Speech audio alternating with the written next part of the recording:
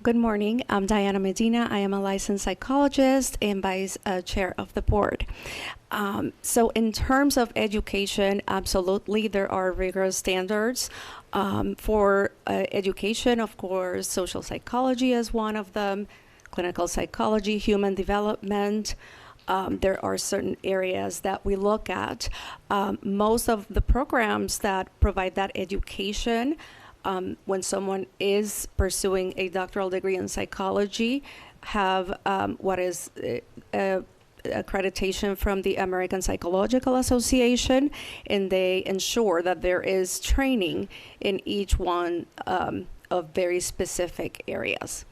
Furthermore, once folks graduate, they need to have a certain number of hours of training. And when someone wants to specialize, so for example, neuropsychology or forensic psychology, they do so under the supervision of a neuropsychologist or forensic psychologist for, typically it's a couple of years until they are able to call themselves and present themselves as forensic psychologists or neuropsychologists or having a specific specialty. Okay. I guess more specifically, the question is around DEI. Is that something that's required of potential licensees to go through a curriculum that's DEI based? It is my understanding that as of this year, that requirement was revised, but it was in terms of having competency, cultural awareness, having so a certain level of competency in different cultural backgrounds. Okay. Jennifer, if you wouldn't mind, I'd like to know what the requirements are. I mean, I don't expect you to answer this question now, but if you would forward that information on to me, I'd appreciate it. Members, any other questions for Jennifer or the doctors? I think I have this question would probably be for the doctors, Mr. Chair. So there's been a big topic here in Arizona has been the parent-child reunification process, where they're insisting that this is decreasing the time, 1 to 2 weeks to get things all fixed and better. I guess, what is the board's take on that?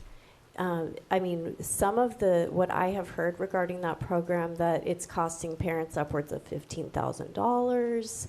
Is there really evidence that it works? Because I have some major concerns about that. So I guess, what is the board's take on that process and some of the maybe negative things that I'm hearing that coincide with that?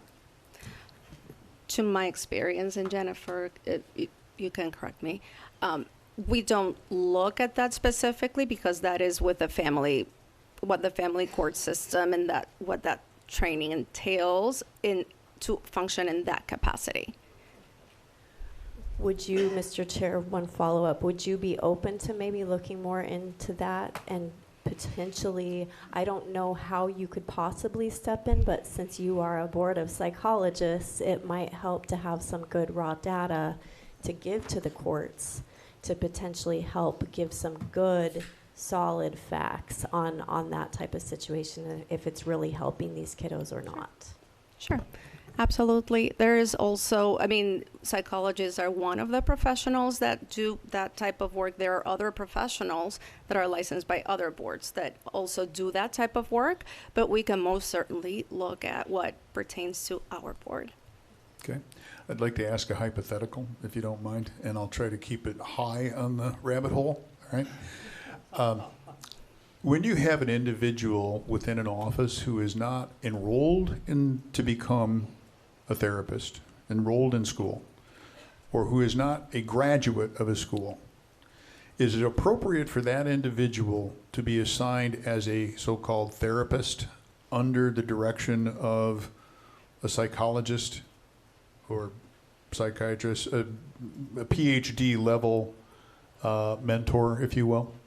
Yes, so that person needs to be working under the supervision of a licensed psychologist, and as a supervisor, the supervisor has full clinical responsibility over the work that is done by their supervisee. Okay. So if I am supervising someone who completed their doctoral degree, they're accruing hours maybe after, a postdoc, let's say, or works under my license, it is my responsibility to provide the supervision and guidance so that their work is reflective of our ethical guidelines and our statutes. Okay, I get that piece, but that kind of avoided answering the question that I asked, and I don't think you I intended. apologize. I don't think No. you intended to do that.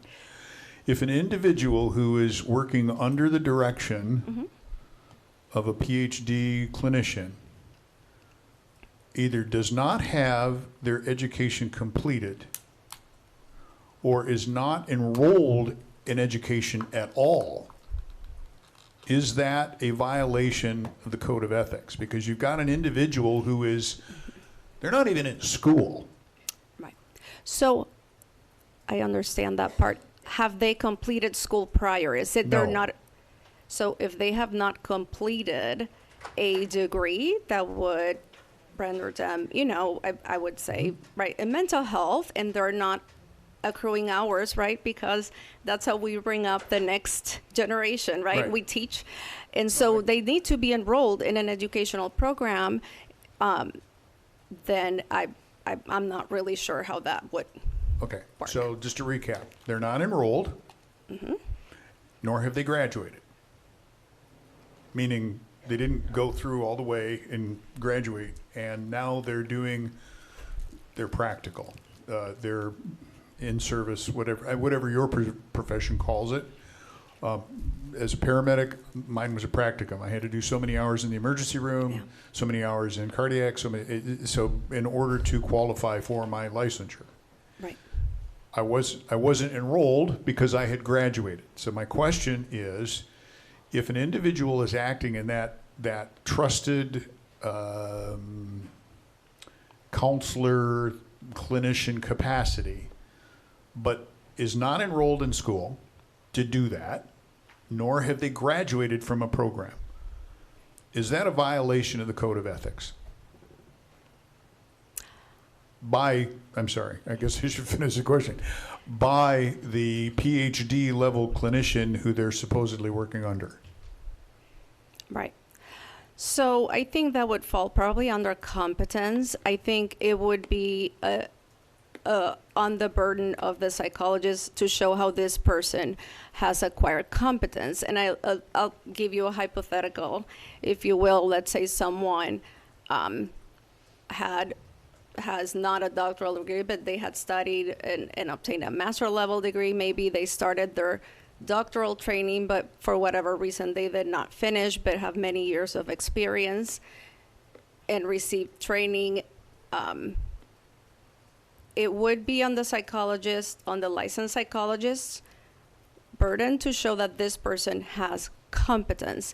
It does not fall into the typical categories of a practicum student getting hours to graduate, nor it falls under the internship, which is also required for graduation, nor does it sound like it would fall under the postdoctoral side of things, which is the hours that you accrue postdoctorally to obtain that, let's say, classification, that specialty.